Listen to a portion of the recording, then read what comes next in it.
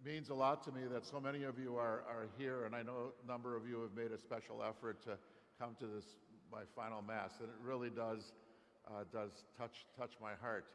But as I said after the trumpet blast, we pastors come and go, but it's about the community, it's about the Eucharistic community, it's about Christ, and it's about us. And I think in the last 6 years we've grown as a community in a number of significant ways. And that's what I'd really like to celebrate today, to give thanks for our community and to celebrate us as a community. And we do have so much to celebrate, but I want to begin by thanking you for all of your love and support these last 6 years. You guys have been wonderful. You've embraced me. You've given me so much affirmation. You never forget to thank, if something you appreciated, you shoot an email, write a note, say something. You guys have really been wonderful. So I tell some of my brother Jesuits, if you want to get a lot of love and affection, become a pastor. It's a great way to get love. And I know RG has already experienced that, and you will continue to experience that. It's a good gig, I mean, it's better than being a computer programmer or whatever. I mean, it's a good gig. But I'm truly grateful for all of you and for this community. And it's challenging for many of us to be Catholic during this time. And I think that we've kind of hung in there together as a community, at least most of us have, to stay with the church. And I think this community has made that possible for many of us. To say that it's been a privilege to be your pastor these last 6 years is really an understatement. It's been a tremendous privilege. It's been one of the most meaningful chapters of my life. And it will be hard to leave you, there's no question about it. And as your pastor, I've been able to be there with you during difficult times and during happy times, and maybe walk with you, accompany you during confusing times of your faith journey.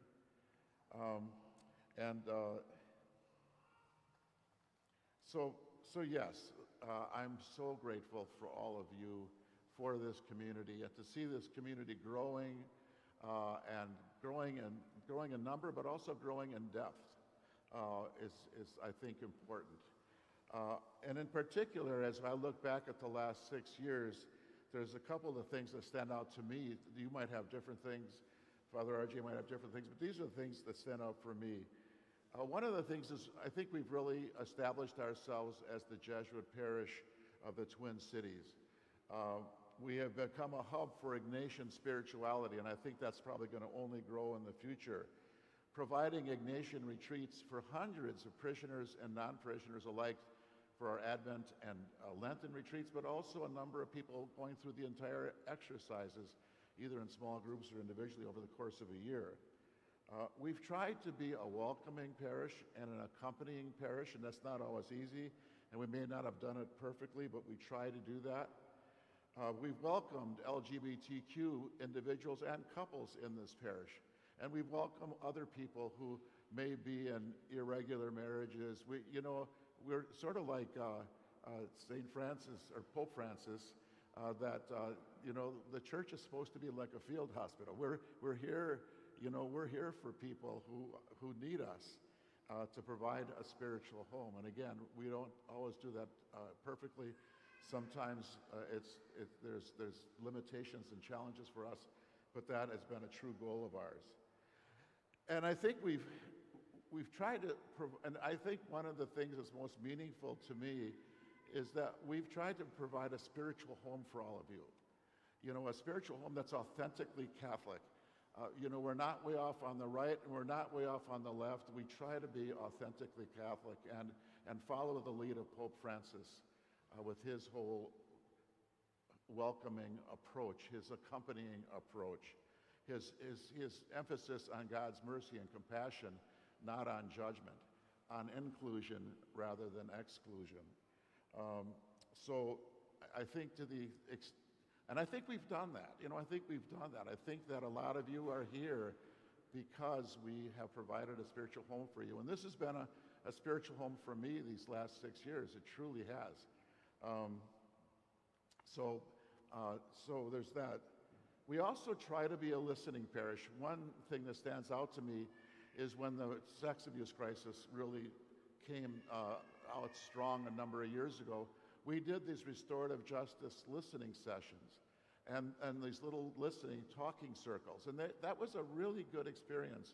There was really deep sharing, oftentimes with tears.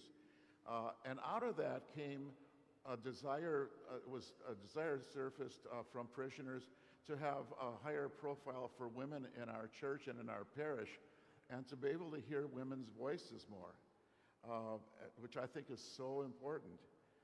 And that led us to having certain qualified women give gospel reflections. And I think that's been something that has been very, very meaningful, and maybe something that could even be expanded. Another high point for me is when we became a sanctuary parish, there were many undocumented people who were fearful of deportation. And so we decided, we thought we had this parish center that had an apartment, and we helped renovate that. I know Mike Sarafolian's here. He helped renovate that and get permits from the city. And so we've had 3 different families, one from Africa, one from Central America, and one from Mexico. And that's been a really wonderful ministry of ours, and been a real blessing to us and to our parish. Another high point is when we adopted St. Francis Xavier in Northeast India, our Jesuit parish, as a sister parish. And a number of us have visited, some twice and some just once. And I know Father RJ said he wants to continue that relationship. I think we've also kept strong. The Jesuits have emphasized that our mission today is to promote a faith that works for justice. An essential component of our Catholic faith is working for justice. And the Jesuits didn't invent that. That was present here when it was St. Luke's and IHM, but that's something that we've really tried to emphasize, that we promote a faith that works for justice. If we say we have faith and just focus on orthodoxy but don't work for justice, then I think our faith is lacking an essential component.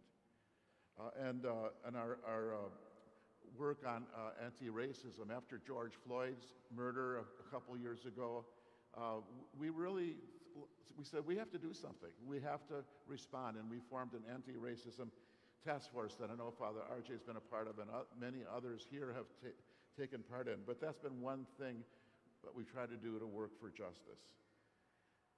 So those are some things that I'm particularly grateful for. But again, what gives me joy is to see how this community has grown, as I mentioned, not only in number, but also, and in sustainability, but also I think in spiritual depth. I think we really have. That it's not just where you come to Mass to, check off your Sunday obligation. So I'm going to leave you with a couple of admonitions. That's a word we don't use often. Admonitions. My last as pastor to you. My first and probably biggest admonition is please support Father RJ the way you've supported me. You've been so good to me. You've been so loving to me. And even when we've disagreed on some things, there's always been a respect and love that's been there. You've embraced me. And I pray that you do the same for Father RJ. He's gonna need it. And to be a leader in the church today can be a messy business, can be a complicated business. So please support Father RJ. And one of the things that I love about Father RJ is that he is very open to feedback. So if there's something that you're concerned about, or if there's something that you want to give him some feedback on, I have found that he's really, really good at receiving that. So I think that's a real strength of his that you can take advantage of. I would also encourage us to keep Ignatian spirituality strong. That's really the heart of our Jesuit charism as a Jesuit parish. So let's keep that strong. And I know there's some plans maybe even to expand that. Remain welcoming. Continue to accompany people wherever they are in their faith journey. Not everybody fits neatly into the boxes of the catechism. Those ideals are important ideals, but we don't all fit into them. And as Pope Francis says, we need to welcome people wherever they are on their faith journey.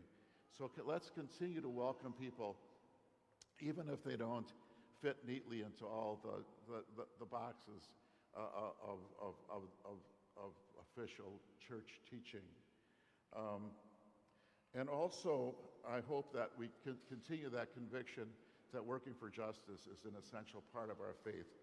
And I think that's been a real strength of the parish.